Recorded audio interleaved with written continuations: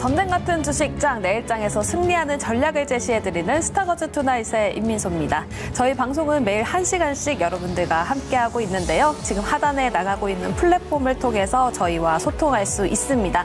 여러 가지 의견 혹은 궁금하신 점 남겨주시면 최대한 솔루션을 드릴 수 있도록 노력을 해볼 테니까요. 많은 의견 남겨주시면 감사할 것 같습니다.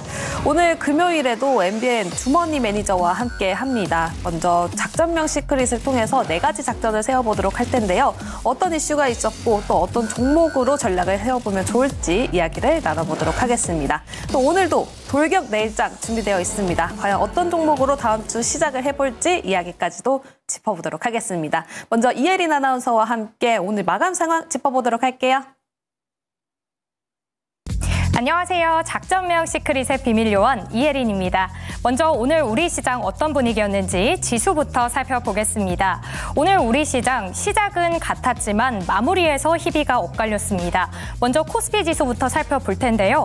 오늘 장중 북한의 도발 소식이 들려오면서 낙폭이 커지기도 했습니다. 하지만 주된 하락의 원인은 ADP 고용지표가 이 기준치를 웃돌았기 때문인데요. 먼저 코스피 지수 보시면 0.35% 하락하면서 2,578.08포인트로 하락했습니다.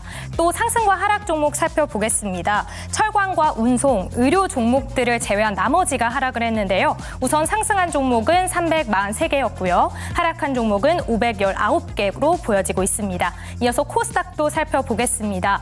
오늘은 그간 조금 주춤했던 2차 전지주들이 상승을 하는 모습이었는데요. 시가총액 상위 종목에서도 2차 전지주들의 상승폭이 두드러졌습니다. 보시면 오늘 1.39% 상승하면서 878.33포인트로 거래 마쳤습니다. 상승한 종목은 835개였고요. 하락한 종목 699개로 보여지고 있습니다. 수급도 살펴보겠습니다. 오늘 코스피에서는 개인이 홀로 5,988억 원을 담아냈는데요. 하지만 외국인은 510억 원, 기관은 5,727억 원을 동반 매도세 보이면서 코스닥 지수를 끌어내렸습니다. 코스피 지수를 끌어내렸습니다. 코스닥도 살펴보겠습니다. 반면 코스닥에서는 개인이 홀로 3,023억 원을 덜어냈는데요. 하지만 외국인은 1,413억 원, 기관은 1,721억 원 순매수세 보였습니다. 오늘 기관과 외국인 모두에서 2차 전지주들을 사들이는 모습이었습니다. 이어서 오늘 꼭 짚어봐야 할 이슈 하나씩 확인해 보겠습니다. 네, 첫 번째는 정유주 관련 이슈인데요. 불과 어제까지만 해도 이란의 폭탄 테러 또 홍해 선박 피격으로 중동 긴장이 고조되면서 국제 유가가 급등했죠. 이 영향으로 국내 정유주들도 일제히 상승하는 흐름이었는데요. 하지만 오늘은 미국발 휘발유 재고가 급증했다는 소식이 들려오면서 국제 유가가 하락했습니다. 그리고 국내 주요 정유주들도 일제히 어제 상승분을 대부분 반납했습니다. 이 전체 원유 재고는 550만 배럴이 줄어들면서 전문가의 예상치인 270만 배럴을 웃돌았는데요. 그럼에도 불구하고 전반적인 국제 유가 하락을 막지는 못했습니다. 그래서 오늘 한국 석유와 중앙 에너비스가 10% 넘는 하락폭을 보였습니다. 두 번째 이슈 살펴봅니다. 네, 퀀텀스케이프의 테스트를 성공한 내용인데요. 이 전고체 배터리가 무엇일까? 먼저 간단하게 살펴보면요. 전부 고체 소재를 이용해서 만든 배터리입니다. 원래는 액체 상태인 전해질을 이 고체로 바꿔서 가운데 분리막을 없앤 형태인데요. 실제로 이게 상용화가 된다면 화재와 열 폭발을 막을 수 있게 됩니다. 미국의 퀀텀스케이프가 폭스바겐의 배터리 자회사인 파워코로부터 합격을 받았습니다. 요구사항보다 더 뛰어넘는 1,000회 이상의 충전 사이클을 성공적으로 완료했는데요. 수개월을 거쳐 실시한 엄격한 테스트에서 무려 95%의 용량을 유지할 수 있는 능력을 선보였습니다. 이 소식으로 간밤 퀀텀스케이프는 43% 넘는 급등세를 보였고요. 또 현재 우리나라에서는 삼성과 현대자동차가 동맹을 끈끈하게 맺고 있죠. 앞으로는 전고체 배터리로도 협력을 이어질 가능성이 커지고 있어서 그동안 낙폭했던 양극재와 고체 관련주들은 전망이 어떻게 될지 기대가 커지고 있습니다. 세 번째 이슈로 넘어가 보겠습니다. 네, 삼성전자와 테슬라가 협력을 발표할 예정인데요. 이 삼성전자와 테슬라가 손을 잡습니다. CES 2024에서 스마트싱스 에너지를 통한 협력을 발표합니다. 삼성전자의 스마트싱스 에너지가 뭘까요? 네, 각 가정에서 여기에 연동된 기기들의 전력량을 모니터링하고 또 관리하는 스마트홈 기술인데요. 미국의 테슬라 사용자들은 이 삼성 스마트싱스를 활용하게 된다면 테슬라의 태양광 패널을 통해 사용된 에너지량과 전력 사용량, 차량 배터리 충전 상태 등을 전부 각종 정보를 눈으로 확인할 수 있게 됩니다. 실제 서비스는 오는 2분기 미국을 시작으로 확대해 나갈 계획인데요. 이번 협력을 통해서 삼성전자의 에너지 관리 솔루션이 그동안의 가전제품을 넘어서 다양한 분야에 활용되는 중요한 계기가 될 걸로 기대가 되고 있습니다. 이어서 마지막 이슈 살펴보겠습니다. 네, 오픈 AI가 GPT 스토어를 출시할 예정인데요. 2024년에는 AI와 한 발짝 더 가까워지는 걸까요? AI 챗봇을 사고 팔 수 있는 GPT 스토어가 다음 주에 출시될 예정입니다. 오픈 AI는 GPT 빌더를 통해서 코딩을 배우지 않는 사람도 이 GPT를 개인 맞춤형으로 만들 수 있는 서비스인데요. 자녀에게 수학을 가르쳐주거나 칵테일을 제조하기 위한 방법을 알려주는 그런 챗봇이 현재 예시로 소개가 되고 있습니다. 또 AI가 탑재된 갤럭시 S24가 한국 시간으로 18일 캘리포니아에서 공개될 예정이기 때문에 오늘 AI 그리고 챗봇 관련주들이 상승하는 모습이었습니다. 이렇게 오늘장 이슈와 지수 살펴봤고요. 본격적으로 이 4가지 이슈를 가지고 매니저들과 전략 짜보도록 하겠습니다. 네, 비밀요원과 함께 시작을 또 활기차게 해봤습니다. 자, 이제 MBN 주머니 매니저 송가람 매니저와 함께 해보도록 할게요. 어서 오세요. 네, 반갑습니다. 네, 안녕하세요. 저희 비밀요원 어떻습니까? 정말 잘 설명을 해주신 것 같습니다. 아, 그래요? 네네. 이렇게 짧게. 저를 더 좋아하시나요? 지금 시장 자체가 굉장히 어려운 시장인데 갑자기 시장 네. 얘기하시는 거예요? 지금 비밀요원 얘기랑 제 얘기를 하고 있었는데 비밀요원, 알겠습니다. 네네네. 바로 시장 이야기 해보도록 할게요. 알겠습니다. 일단 오늘 시장 어떻게 보셨는지부터 들어보도록 하겠습니다. 오늘 또 일단은 수급부터 짚어볼까요? 최근에 수급 이야기가 굉장히 많잖아요. 네, 오늘 수급 같은 경우에는 특히 이제 거래소 같은 경우에 매도세가 상당히 나왔다라고 볼 수가 있겠죠. 이 거래소의 매도세 같은 경우에는 대형주 위주로 코스피 종목들이 강세를 보였지만 최근 들어서 특히 어제 오늘 장에 상당히 밀렸다라고 볼 수가 있겠죠. 특히 반도체 그리고 이런 제약주들이 좋은 흐름이 나왔다라는 반면에 오늘 시장 그리고 어제 시장까지 꾹 눌리는 흐름이 나왔는데요. 여기에서 반면에 코스닥 시장은 오랜만에 양매수가 나왔습니다. 기관과 외국이 모두가 매수를 하면서 코스닥 시장은 상승 마감했습니다.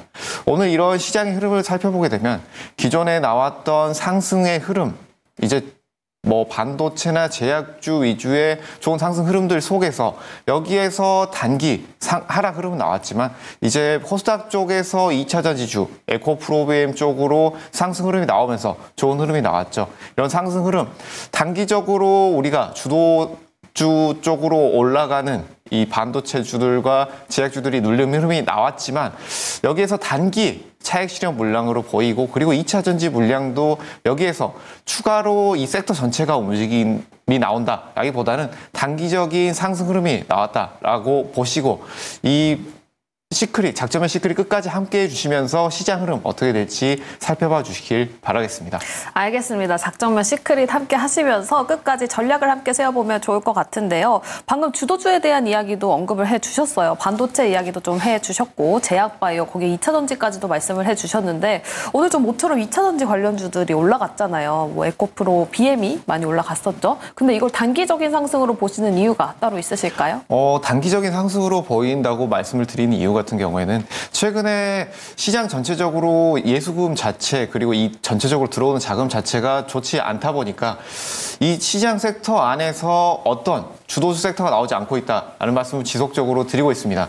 이 주도주 섹터가 나온다라고 한다면 2차 전지를 예로 들자면 2차 전지주, 이 원통형 배터리 대형주들이 움직인 이후에 그 이후에 이런 관련된 섹터 안에서 다양한 섹터, 2차 전지 내에서 이런 리튬이라든지 이 인프라 관련된 종목들까지 함께 움직이는 경향을 보여왔는데 지금은 2차 전지 섹터 안에서도 오늘은 이 에코프로비엠 위주로 굉장히 강한 상승이 나오면서 네. 지수는 올라왔지만 섹터 전반적인 상승 흐름은 조금 아쉬웠다라는 흐름을 볼 수가 있겠습니다. 기존의 뭐 반도체나 제약 바이오 같은 경우에도 아무래도 이런 흐름이 이어져 왔기 때문에 지금은 이 섹터 전반적으로 모두가 움직인다라고 보기보다는 지금은 어느 정도 개별 종목군들의 단기 상승 흐름이 이어질 가능성이 높다라는 점을 말씀을 드리겠습니다. 개별 종목군들의 단기 상승이 이어질 것이다라고 전망을 해주셨는데 일단 다음 주에는 아기다리 고기다리죠. 기다리고 기다리던 이벤트들이 있습니다. CS2024 그리고 뭐 JP모건 헬스케어 등이 있는데 일각에서는 이런 얘기도 사실 있어요. 이제 이벤트 소멸이 될 수 있다. 재료 이슈 없어진다. 그래서 지금 가지고 있는 관련 종목들 비중을 좀 축소를 하거나 아니면은 이젠 좀 팔 때가 됐다. 놓아줄 때 됐다라는 이야기도 나오고 있는데 지금 어떻게 보고 계세요? 말씀해 주신 것처럼 CS2024와 JP모건 헬스케어 같은 이슈는 굉장히 큰 이슈고 사람들이 또 기대하고 있는 바가 큽니다. 하지만 지금 같은 경우에는 아무래도 조금은 이 이슈까지 꾸준히 끌고 가보는 것이 어떻겠느냐라는 점을 말씀을 드릴 텐데요. 지금 같은 경우에는 제가 앞서서 말씀드렸던 점, 단기적으로 상승 물량이 나왔고 그리고 차익 물량도 단기적으로 나왔을 가능성이 높겠다라는 점 말씀을 드렸듯이 지금은 밸류에이션 자체가 그렇게 높지 않은 상황이다.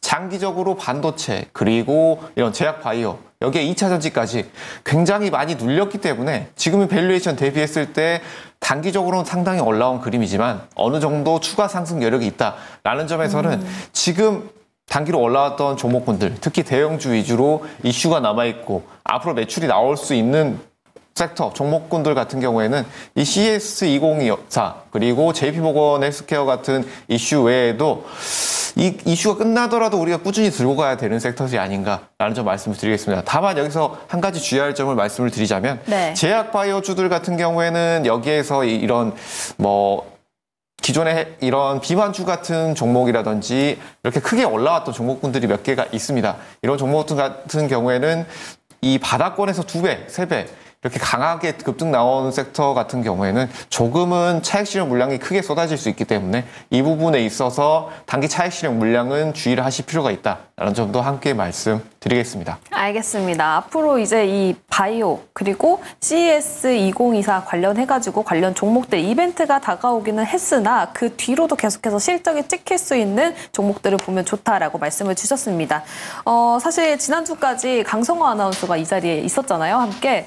그래서 오늘은 댓글창으로 찾아왔습니다. 그러면서 질문을 하나 남겨주셨는데 제약바이오 반도체 지금 신규 진입이 가능한지 이렇게 여쭤보고 계신데 이렇게 미소를 띠고 계시네요. 네. 저희보다 성호 앵커를 더 좋아하는. 그러시구나. 네, 성호 앵커님과는 이제 진행을 오래 했었기 때문에. 네. 그래서 질문을 주셨는데, 반도체, 제약바이오 지금도 충분히 접근이 가능하다. 신규 진입도 네, 가능해요? 신규 진입도 충분히 가능하다라고 보여지는데요. 특히 제약바이오 같은 경우에는 제가 바닥권에서 강조를 드렸던 종목군들이 말씀드렸던 종목군 중에 하나지만 펩트론을 들 수가 있을 텐데 지금 이런 GLP-1 같은 이슈를 가지고 있는 종목군들 같은 경우에 아직 주목받지 못한 회사들도 있습니다. 예를 하나 들자면 유한양행을 볼 수가 있겠는데 이 이슈가 있고 그리고 여기에서 매출도 상당히 잘 나올 수 있는 회사들이 밸류에이션이 낮은 상태들이 많습니다. 유한양행 같은 경우에는 또 한 가지 체크를 해드리자면 여기에서 비만 치료제 관련된 것도 가지고 있기 때문에 여기에서 우리가 크게 이슈받지 않았지만 앞으로 성장성을 가지고 있는 회사들은 충분히 다시 주목을 받을 수 있다라는 점 말씀을 드리겠고요. 그리고 반도체 같은 경우에는 어느 정도 단기로 많이 올라왔지만 지금은 조정을 받고 있는 국면. 하지만 여기서 좀 더 추세 상승 이어갈 것이다 라는 측면을 말씀을 드릴 수 있기 때문에 여기에서는 반도체주들도 지금은 크게 눌리지 않고 상승 추세를 유지를 한다면 충분히 추격 매수까지도 우리가 고려를 해볼 수 있는 국면이다 라는 점도 말씀을 드리겠습니다. 알겠습니다. 지금 성호 앵커가 계속 댓글창에서 유한양행 말고도 말씀을 해달라라고 이야기를 남기고 계신데 돌격 내일장에서 함께 해보시면 어떤 종목이 있는지 이야기 나눌 수 있으니까요. 끝까지 시청해주시면 감사할 것 같습니다. 그럼 이제 작전 세우러 가보도록 할게요.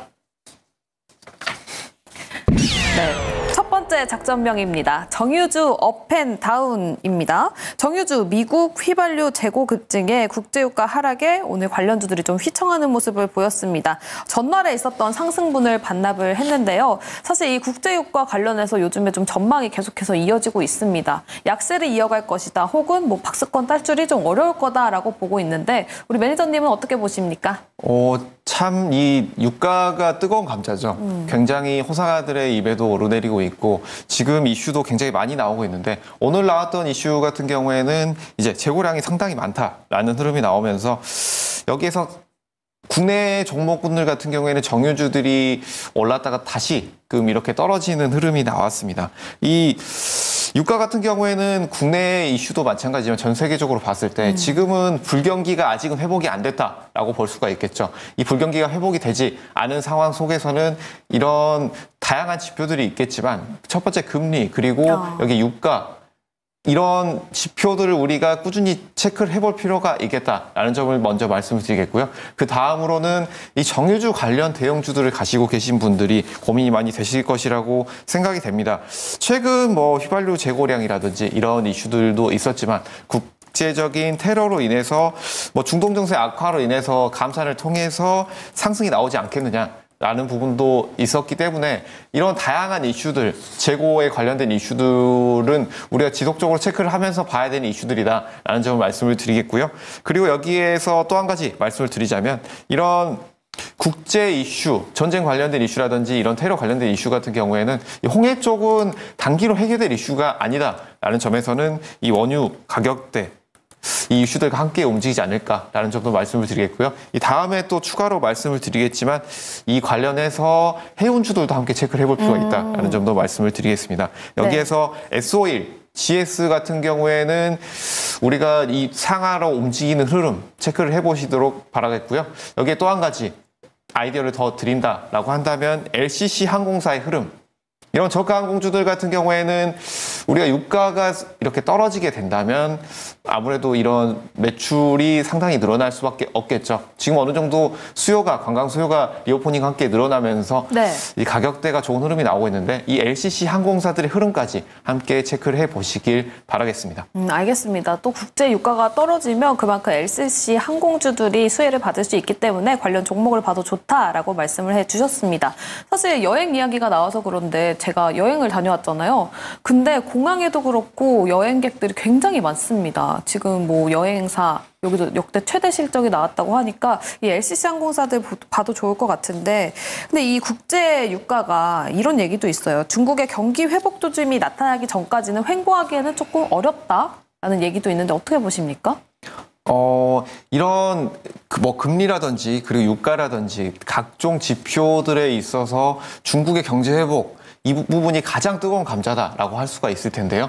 이 중국의 경기 회복 부분에 있어서는 중국 정부에서 어떤 정책을 펴는지 그리고 미국과 중국과의 이런 대결 구도가 어느 정도 이어지는지 이 여부가 상당히 결정짓는 여부가 되지 않겠느냐라고 보여지지만 지금은 아무래도 중국 정부에서 부양하려는 의지가 굉장히 강하기 때문에 올해 상반기 그리고 하반기까지 움직임이 추가로 나오지 않겠느냐라고 보여지고 있지만 단기로는 빠르게 회복될 가능성은 높지 않은 상황이다라는 점에서는 이 경기 민감주들에 대해서는 단기적으로는 우리가 수급적인 면에서 주의를 할 필요가 있다라는 점 함께 말씀을 드리겠습니다. 알겠습니다. 그러면 지금 좀 유가, 국제유가 관련주들은 좀 멀리하는 게 좋을까요? 포트에 있다면 빼야 하나요? 지금은 고민이 많이 되실 겁니다. 포트에 있다면 위아래로 출렁이고 있고 그리고 지금 밸류에이션 대비했을 때 상당히 낮은 가격이 아니겠느냐라는 전망도 많이 보고 계실 텐데요. 지금은 이렇게 상방, 하방 모두가 열려있는 상황이기 때문에 지금은 비중을 추가로 아래 저가에서 늘리시기보다는 지금 상황 추이를 살펴보시면서 물량을 유지해 보시는 것이 어떨까라는 점 말씀을 드리겠습니다. 알겠습니다. 아직 국제유가 관련해서는 여러 가지 리스크도 있고 상승 여부도 있다고 하니까요. 관련 종목들은 살펴보셔도 좋을 것 같습니다. 그리고 이번에 첫 번째 작전 관련해서 보시는 종목이 LCC 항공사 관련된 종목인가요? 네. 지금 제주항공이 어느 정도 밸류에이션 대비해서 저가에서 움직이고 있기 때문에 이런 제주항공 같은 LCC 항공사들은 이 유가 관련해서 유가가 떨어지는 경우에는 관심을 가져볼 필요가 있다라는 점도 함께 말씀드리겠습니다. 알겠습니다. 근데 우리 댓글창이 아니라 여기 대본을 확인해 보면 LCC 항공사 흐름을 확인해 보자 하고 종목을 S51, GS를 주셨거든요. 근데 방금 제주항공을 말씀해 주셨어요. 바꿀까요? 제주항공으로. 네. 제주항공은 LCC 항공 쪽으로 보시면 되겠고요. 네. 그리고 정유사 관련해서는 S-오일이나 GS 같은 정유사들은 이런 대형주들은 이렇게 LCC 항공사들과 주가 흐름이 반대로 간다라고 보시면 될 것 같아요. 이 정유주들 같은 경우에는 아무래도 유가가 상승하게 된다면 이렇게 효율이 높아지기 때문에 매출이 늘어날 수밖에 없겠죠. 하지만 이 LCC 항공사들은 유가가 하락했을 때 좋은 흐름이 나올 수 있다라는 점에서 어느 정도 이 단기적으로 유가의 흐름 지켜보시다가 이 선물 시장 같은 경우에는 유가의 흐름을 선반영하는 경향이 있기 때문에 선물 시장의 흐름을 체크를 해보시고 이런 종목군들 관심을 가져보시는 것도 좋겠다라는 점 말씀드리겠습니다. 알겠습니다. 제주항공 그리고 S-오일, GS까지 말씀을 해주셨습니다. LCC 항공사들이 수혜를 받을 수 있기 때문에 관련주를 보자라고 말씀을 해주셨고 그래도 나는 정유주를 보겠다 하면 대형 종목 위주로 S-오일 그리고 GS까지 주목해보자라는 의견 들어봤습니다. 그럼 두 번째 작전으로 넘어가 보도록 할게요. 상용화의 한 발짝 전고체 배터리입니다. 오늘 또 전고체 관련주들이 크게 올라가는 모습을 보여줬는데 퀀텀스케이프 전고체 배터리 테스트에 성공했다라는 소식이 전해지면서 모처럼 전고체 관련주들 오늘 장에서 좀 주목을 받는 흐름을 보여줬습니다. 근데 사실 이 전고체 배터리 상용화는 굉장히 먼 시점에 있다라는 이야기 때문에 그동안 크게 주목을 받지 못했잖아요. 그건 여전히 마찬가지 아닙니까? 기술을 지속적으로 개발하고 있기 때문에 그렇게까지 먼 시점은 아닐 것이다 라고 보여지는데요. 먼저 우리 국내 배터리 3사에서는 현재 27년 상용화 목표로 개발을 하고 있고 이것이 앞으로 어느 정도 당겨질 것인지 늘어날 것인지에 대한 전망은 속속들이 나오고 있지만 그렇게 먼 미래는 아닐 것이다 라는 점을 볼 수가 있겠습니다. 이 상용화 부분에 있어서 지금 당장은 아직은 초기 단계지만 지속적으로 지금 대형사들이 개발을 하고 있다는 점에서는 우리가 충분히 기대감을 가지고 볼 수 있는 섹터다라는 점까지 함께 말씀드리겠습니다. 그럼 이번에 퀸텀스케이프의 이 전고체 배터리 테스트 성공이 어떻게 보면 상용화를 좀 앞당겼다라고 생각해 볼 수도 있지 않을까요? 네, 이런 이슈들이 나오게 된다라고 한다면 상용화들이 조금씩 앞당겨지고 있다라는 흐름이라고 보셔도 된다라는 점 말씀드릴 텐데 이 전고체 배터리 같은 경우에는 아직까지는 이런 안정성 부분에 있어서라든지 이 고체로 만드는 부분에 있어서 우리가 해결해야 될 과제들이 몇 가지 있습니다. 이 과제들이 하나씩 해결이 된다라고 했을 때는 우리가 충분히 앞당겨질 수도 있는 부분이 있기 때문에 이런 이슈들이 나올 때마다 관련주들이 단기적으로 움직임들이 나올 수 있기 때문에 꾸준히 지켜볼 수 있는 섹터다라는 점 말씀드리겠습니다. 아까 앞전에도 2차전지 관련된 이야기를 조금 나눠보기는 했지만 지금 시점에서 2차전지를 굳이 담아야 될까라는 생각도 저는 사실 있거든요. 왜냐하면 요즘에 주도주 얘기를 할 때 반도체 이야기하죠.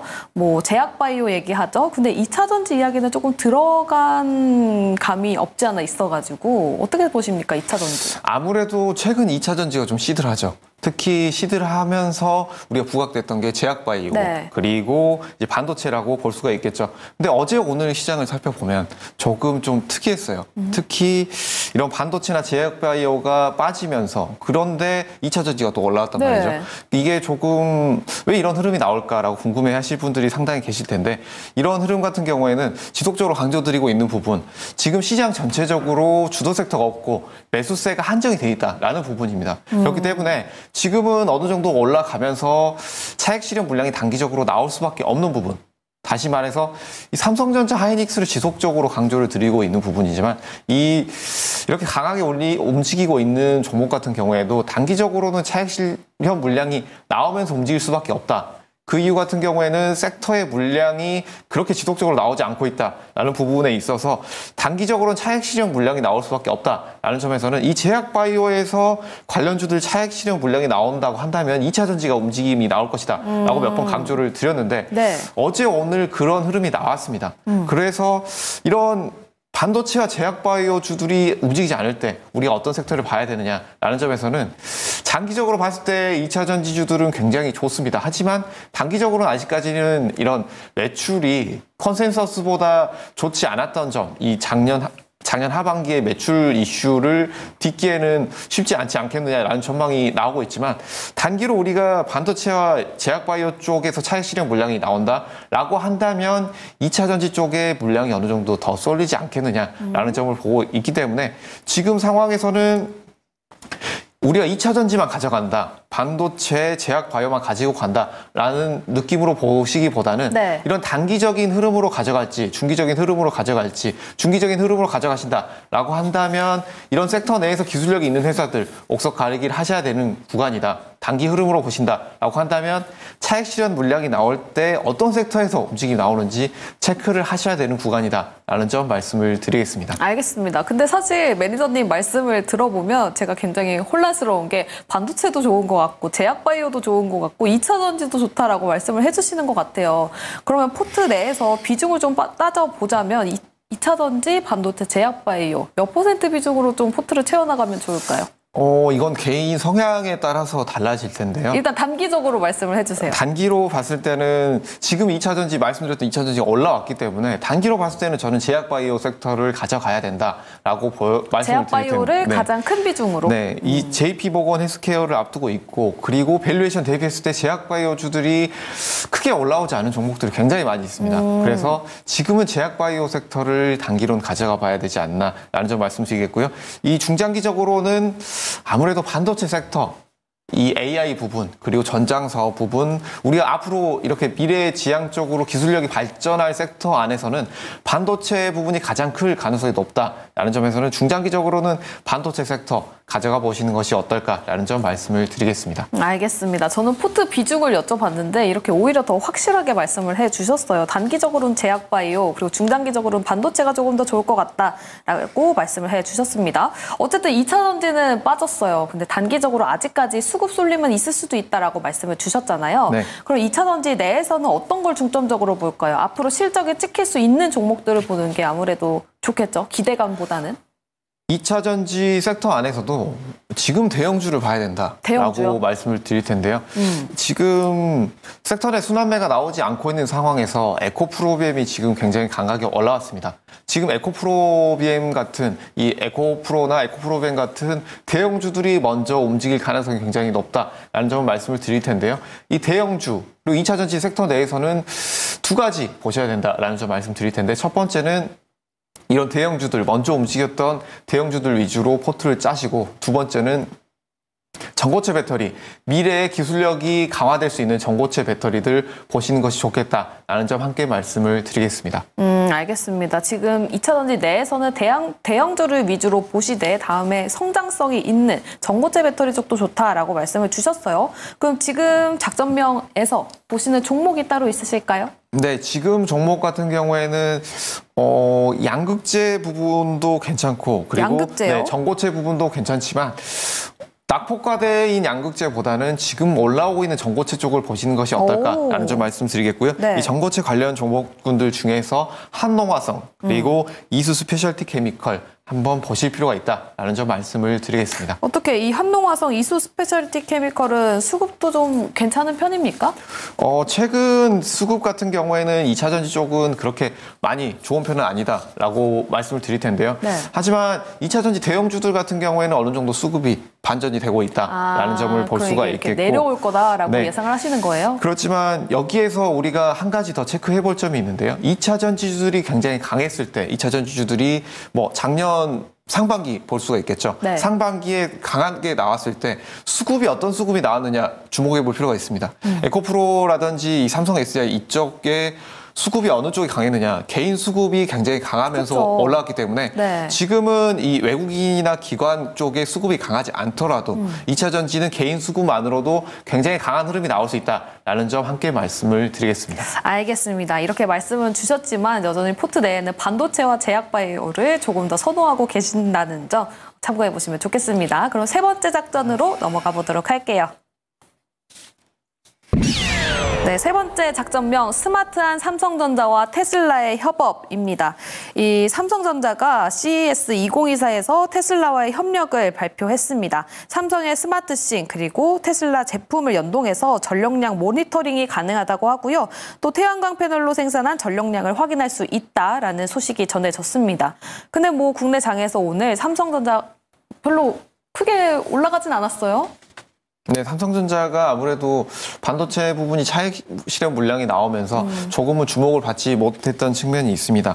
하지만 이 스마트홈 같은 경우에는 CES 2024 우리가 주목을 해볼 필요가 있다라는 점 말씀드릴 텐데요.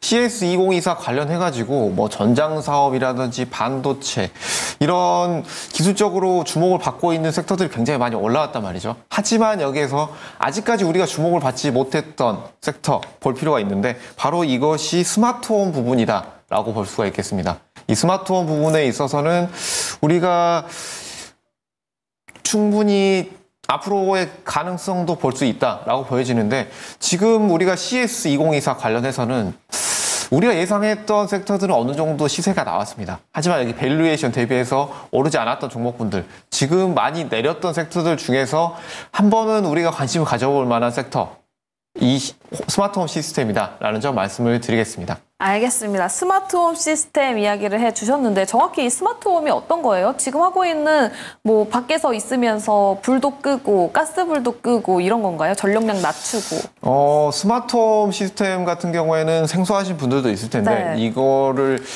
지금 잘 사용하고 계신 분들도 상당히 많을 겁니다. 송가람 매니저님 네. 사용하고 계시나요? 저는 잘 사용하지 않는 편이고요. 아, 그래요? 아, 사용하신다면서요? 저는 설치는 했는데 네. 그 집에 잘 안 들어가다 보니까 네. 근데 오히려 집에 안 들어가시는 분들이 사용하는 거 아니에요? 집에 소위 말하는 집돌이 집순이들이 많이 있죠. 이분들 같은 네. 경우들은 뭐 스마트폰을 굉장히 잘 사용을 하고 계십니다. 침대에 누워서 네, 사용할 그렇죠. 수 있으니까. 침대에 누워서 집안의 모든 기기들을 활용을 할 수 있을 정도다라는 점을 말씀을 드릴 텐데요. 이 스마트홈 같은 경우에는 쉽게 설명을 해드리면 가전제품 그리고 그 외에 집안의 모든 장치들을 연결해주는 기술이다라고 볼 수가 있을 텐데요. 이 기술력 같은 경우에는 서비스 플랫폼 그리고 네트워크 연결 여기에 지능형 공간 서비스들까지 이 기술의 집약체다라고 볼 수가 있겠습니다. 네. 여기에 인공지능 IoT, 클라우드 시스템까지 지금 뭐 작년에 이 AI 이전에 강한 이슈가 나오기 전에 어느 정도 이슈가 나왔던 기술들이기 때문에 여기에서는 CES 2024에서 충분히 우리가 부각을 받을 수도 있고 앞으로 이런 단기 이슈가 아니더라도 충분히 이런 대형사에서 관심을 가지고 있다는 점에서는 충분히 여기 관련된 종목들은 이슈가 다시 한번 나올 수 있지 않겠느냐라는 점을 볼 수가 있겠습니다. 뭐 정부에서도 이런 것들을 지원을 하겠다라는 점을 나오고 있는데요. 뭐 스마트홈의 발전된 기술인 지능형 홈 이 부분에 있어서 정부에서 2023년에 확산 방안을 발표를 했습니다. 24년까지 가전, 조명, 이런 환풍기, 냉난방 장치 등에 대해서 언제든지 편리하게 사용할 수 있게 서비스 실증 사업에 대해서 지원하겠다라는 부분을 발표를 했기 때문에 네. 이런 실증 사업들을 통해서 이런 대형사들과 함께 협업까지도 나올 수 있는 부분 체크를 해보실 필요가 있다라는 점도 말씀을 드리겠습니다. 알겠습니다. 근데 사실 저는 이 스마트홈 시스템 이게 크게 와닿지는 않거든요. 그럼 관련 종목들이 뭐가 있을 수 있어요? 뭐 스마트홈 시스템들은 지금은 그렇게 크게 와닿지 않을 수가 있습니다. 하지만 여기에서는 바짝 우리 눈앞으로 다가왔다라고 말씀을 드릴 수밖에 없는 게 지금 가족의 형태를 보셔야 된다라는 점 말씀을 드리겠습니다. 지금 가족 형태가 소가족이 굉장히 많죠. 네. 1인 가구화가 되어 있고 그리고 노령화도 굉장히 진행이 되면서 지금 집에서 이런 것들을 처리할 사람들이 없기 때문에 1인 가족의 이런 스마트홈, 스마트 플랫폼 서비스들은 주목을 받을 수밖에 없고 시장 규모도 커질 수밖에 없다라는 점에서 우리가 주목을 해볼 필요가 있다라는 점을 말씀드리겠고요. 그리고 이 스마트홈 관련해서는 현대 HT 그리고 Snet 이 부분에 있어서 이 두 종목 한번 주목해 볼 필요가 있다라는 점 말씀을 드리겠습니다. 네, 알겠습니다. 관련 종목은 현대 HT 그리고 S넷까지 주목해보자라고 말씀을 해주셨는데 이게 조금 뉴스를 찾아보니까 실제 서비스는 미국에서 2분기에부터 시작이 된다고 합니다. 근데 이거를 뭐 2분기부터 시작한다고 해서 크게 들썩일까요? 한국에서 시작한 것도 아닌데. 지금은 우리가 CES 2024 다음 주에 굵직한 이슈가 많이 있습니다. 네네. 다음 주에 굵직한 이슈 같은 건 뭐 두 가지 볼 수가 있을 텐데 CS2024 그리고 JP모건 헬스케어가 있습니다. CS2024 같은 경우에는 지금까지 많이 올라온 이슈들이 있습니다. 근데 접근을 해보기에는 상당히 아쉬운 섹터들이 많이 있죠. 왜냐하면 단기로 많이 올라왔기 그러니까요. 때문에. 그렇다고 한다면 지금 올라오지 않은 섹터, 올라오지 않은 곳을 안전하게 접근해본다라고 한다면 이 스마트싱스, 스마트홈 부분을 고려해 보시는 것이 좋겠다라는 점을 말씀을 드리겠습니다. 지금 또 이렇게 말씀을 들어보니까 주목받지 못한 데에는 이유가 있지 않을까 이런 생각이 들기는 합니다만 그래도 새로운 소재가 될 수도 있겠다, 새로운 이슈가 될 수도 있겠다라고 또 생각이 듭니다. 왜냐하면 오늘 나온 뉴스이기 때문에 사실 지금까지 있었던 뉴스는 조금 식상하다 할 수 있는데 스마트홈 제가 지켜보도록 하겠습니다. 네. 네, 알겠습니다. 그러면 다음 이슈로 넘어가 보도록 할게요. 네, 네 번째 작전명입니다. 2024년은 AI와 함께라는 소식입니다. 오늘 또 뭐 오픈 AI에서 GPT 스토어 이야기가 나와 있었습니다. 그리고 또 삼성전자의 AI 폰에 대한 출시 기대감이 더해지고 있는데요. 작년에 사실 챗 GPT 이야기 나오면서 1년 내내 AI 이야기가 가득가득했습니다. 올해도 AI 열풍은 그대로 이어질 거라고 보시는 거죠? 뭐 AI 열풍 같은 경우에는 이번에 한 번에 끝나는 것들이 아니라 뭐 꾸준히 이어지지 않겠느냐라고 보여지는데요. 특히 이번에 CS2024 같은 경우에는 AI도 분명히 이슈가 나올 것이다라는 부분에 있어서 AI 부분 충분히 주목해 볼 필요가 있겠다라는 점도 말씀을 드리겠습니다. 알겠습니다. 오늘 새로 나왔던 이야기 맞춤형 챗 GPT, 이 GPT 스토어 이야기를 좀 해보려고 합니다. 이 GPT 스토어가 정확히 뭡니까? 애플 스토어처럼 뭐 어플 같은 건가요?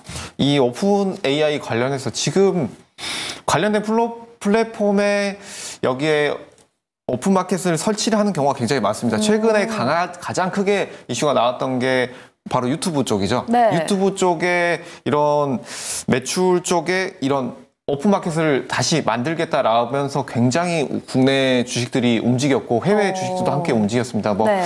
뭐 예를 들면 카페24 같은 종목군들이 움직였는데요. 네. 여기도 관련주들이 크게 움직일 가능성이 높다라는 점을 말씀을 드릴 텐데 이 스토어 같은 경우에는 오픈 AI 같은 경우에는 뭐 이전에는 뭐 비영리 단체로 시작을 했지만 지금은 마이크로소프트가 인수를 하면서 수익 모델을 늘려나가고 있는 상황이죠. 이 수익 모델을 늘려나가고 있는 상황들 속에서 이 GPT 스토어는 굉장히 강력한 수익 모델이 될 수 있다라는 측면을 볼 수가 있겠습니다. GPT 스토어 같은 경우에는 지금 어느 정도 지금 쿠팡이나 다른 오픈 마켓들에서 온라인 마켓에서도 충분히 적용을 하고 있지만 이것들을 더 강화하겠다라는 것인데요.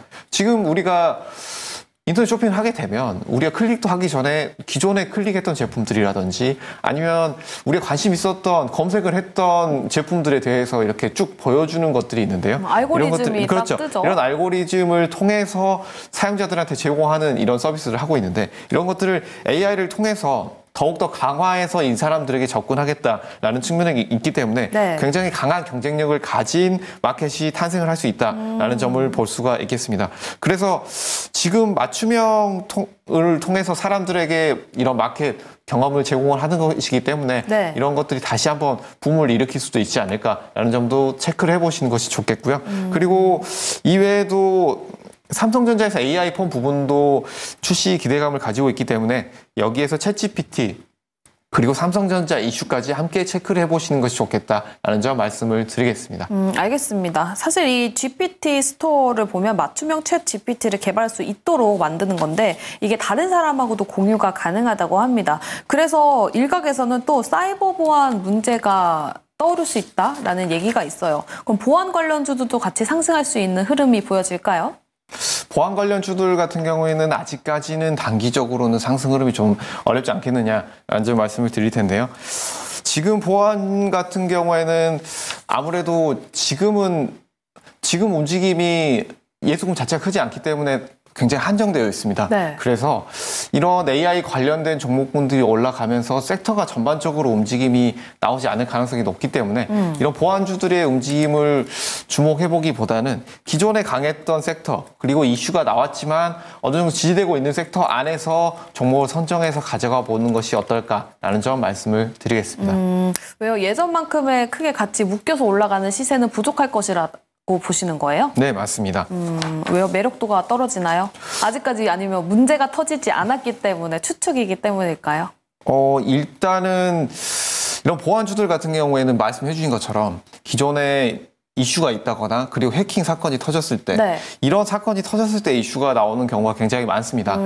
뭐 상당히 아쉬운 부분인데요. 보안 관련해서 이 보안들은 굉장히 중요한 이슈고 또 꼭 필요한 산업이긴 합니다. 하지만 지금 상당히 아쉬운 점은 이 부분에 있어서 전 세계적으로 투자 부분에 있어서도 떨어지는 부분이 있고 그리고 정부 지원 부분에 있어서도 이 보안 부분은 아직까지는 주목을 받지 못하고 있다라는 점을 볼 수가 있을 텐데 지금 시장의 중심에 있는 종목군들 그리고 여기에서 또 한 가지 본다라고 한다면 지속적으로 말씀드리고 있는 부분이 정부 지원 사업, 정부에서 중점적으로 지원하는 사업 같은 경우에는 이 정부 기간 내내 자금이 집중되는 경우가 굉장히 많기 때문에 우리가 주목을 해볼 필요가 있다라는 점에서 이 보안 섹터 같은 경우에는 아직까지는 단기적으로는 이슈를 받기 조금은 어렵지 않겠느냐라는 점도 함께 말씀을 드리겠습니다. 알겠습니다. 그럼 지금 전반적으로 챗 GPT 스토어 이야기도 하고 있고 삼성전자 AI폰 얘기를 하면서 전반적인 AI를 짚어보고 있는데 그럼 이 이슈 관련해서는 온디바이스 AI 제외하고는 크게 상승 탄력이 붙는 섹터는 따로 없을까요?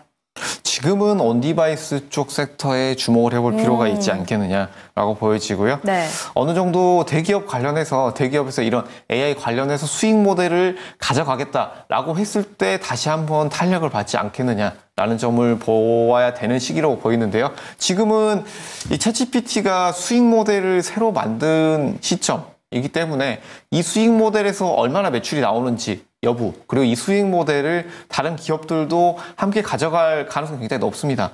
첫 번째 나왔던 수익 모델을 다른 기업들이 추가로 가져갈 가능성이 높기 때문에 지금은 이 온디바이스 부분 그리고 마이크로소프트, 구글에서 어떤 수익 모델을 가져가면서 매출을 늘려나가는지 이 부분에 집중해야 되는 시기가 아닌가라는 점 말씀드리겠습니다. 그럼 소프트웨어 관련 종목들 보는 게 좋을까요? 지금은 소프트웨어 관련 종목 체크를 해보시는 것이 좋겠다라는 점 말씀드리겠습니다. 관련 종목, 보시는 종목 말씀해 주시죠. 네. 지금 종목은 첫 번째는 솔트룩스.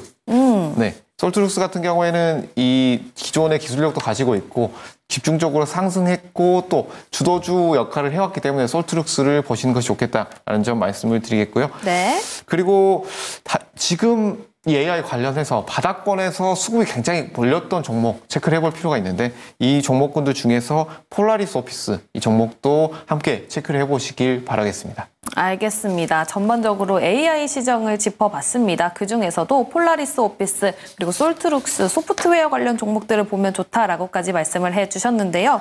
그럼 작전면은 여기서 마무리 지어보도록 할게요. 크게 AI 그리고 삼성전자, 이 테슬라 협력 발표 이야기까지 짚어봤습니다. 그럼 다음 주에는 어떤 종목을 다루면서 시작을 해볼지 다음 주로 돌격해보도록 할게요.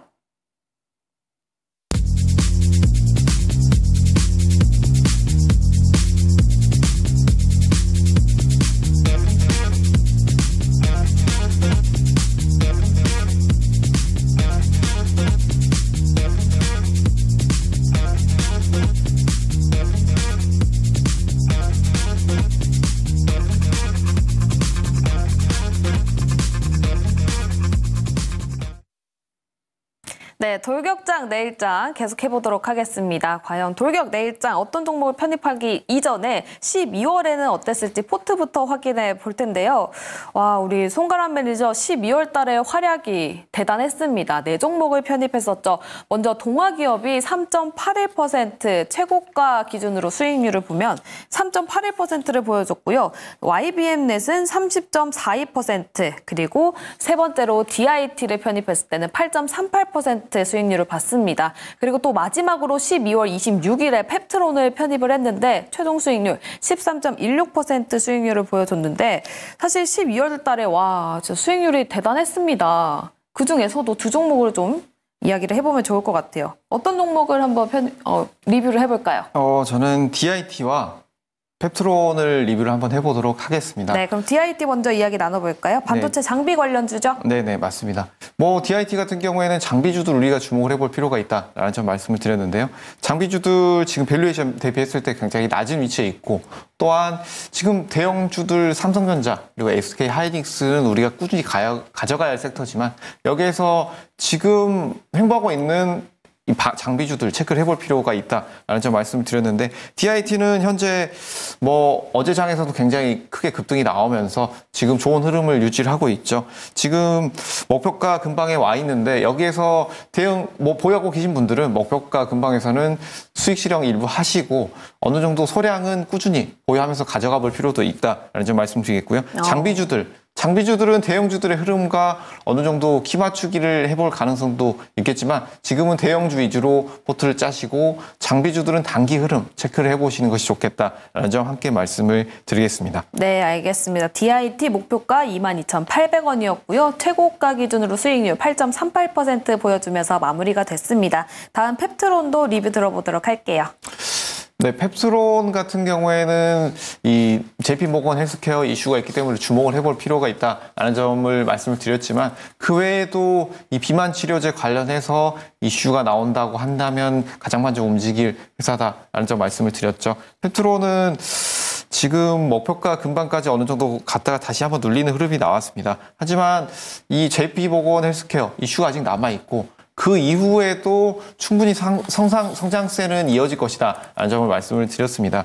이 비만 치료제 같은 경우에는 뭐 기존에 3가지 말씀드렸죠. 첫 번째는 뭐 지방 흡수 제거제 그리고 이런 식욕 억제제 여기에 최근 이슈 받고 있는 GLP-1 치료제 이것 중에서 GLP-1 치료제 부분은 주목을 해볼 필요가 있다. 여기에서 펩트론 그리고 대형주 유황양에까지 말씀을 드렸는데 펩트론 같은 경우에는 지금 어느 정도 눌리고 있지만 꾸준히 추가로 우리가 볼 수 있는 위치다. 지금 추가 매수도 어느 정도 가능한 위치다라는 점도 함께 말씀을 드리겠습니다. 네, 추가 매수도 좋다. 펩트론 이야기 들어봤습니다. 사실 주말이 끼어 있는데도 불구하고 수익률이 굉장히 좋았거든요. 그럼 다음 주 월요일은 어떤 종목 편입하시나요? 다음 주로 편입할 종목 같은 경우에는 오늘 앞서서 설명드렸던 부분에 있어서 힌트가 있습니다. HMM 가지고 왔는데요. 이 HMM 같은 경우에는 해운주들 중에서도 컨테이너 선박 쪽에 이 특장점을 가지고 있는 회사다라고 볼 수가 있겠죠. 이 선박 운영 그리고 컨테이너 터미널 운영 사업을 영위하고 있는 회사입니다. 그리고 또 한 가지 최근에 홍해 이슈가 계속적으로 불거지고 있는데 이런 물류비 상승이 지속되고 있는 이슈가 어느 정도 이어질 것이냐라는 부분에 있어서는 단기로 끝날 이슈는 아니다. 예티 반군이 어느 정도 빠르게 진압이 될 것이냐라는 부분에 있어서는 부정적인 시각이 많기 때문에 이 점 또 추가로 보실 수 있다라는 점. 그리고 또 한 가지 보신다라고 한다면 하림이 HMM을 인수할 것이다라는 예정을 보이고 있고 그리고 2024년 초에 인수를 예정이 돼 있기 때문에 이런 이슈까지 본다라고 한다면 이 3가지 함께 체크를 해보시고 기술적인 위치도 어느 정도 눌림 이후에 좋은 지지 라인 보이고 있기 때문에 지금 충분히 매수가 가능하다라는 점 말씀을 드리겠습니다. 그리고 지금 실적과 주가 같은 경우에는 이 PDI, SCFI 이런 운임지수가 동행하고 있기 때문에 운임지수가 지속적으로 상승하고 있다는 점까지 체크를 해보겠습니다. 가격대 말씀을 드릴 텐데요. 네. 매수가는 2만 원대, 목표가 23,000원, 그리고 손절가 18,500원 제시드리도록 하겠습니다. 네, HMM을 편입한다고 합니다. 매수가는 2만 원, 목표가는 23,000원을 제시했고요. 손절가는 18,500원 제시해줬습니다. 또 우리 송가람 매니저 소통할 수 있는 창구가 있다고요? 네, 네이버 밴드에서 송가람 검색하시면 송가람 밴드를 보실 수가 있는데요. 여기로 오시게 되면 상반기 우리가 지금 굉장히 선택하기 어려운데 주도주를 어느 정도 판단해 보실 수 있는 인사이트를 제공해 드리도록 하겠습니다. 네, 어디로 가면 되죠? 네이버 밴드 송가람 검색하면 될까요? 네, 맞습니다. 네이버 밴드에서 송가람 검색하시고 들어오시면 되겠습니다. 네, 알겠습니다. 지금 시장에서 어떤 게 주도주, 어떤 종목을 찾아야 될지 궁금하신 분들은 네이버 밴드에서 송가람 매니저를 찾아주시면 좋을 것 같습니다. 자, 스타거즈 투나잇 준비한 소식은 여기까지입니다. 다음 주에 또 찾아뵙도록 할게요. 시청해주신 여러분 고맙습니다.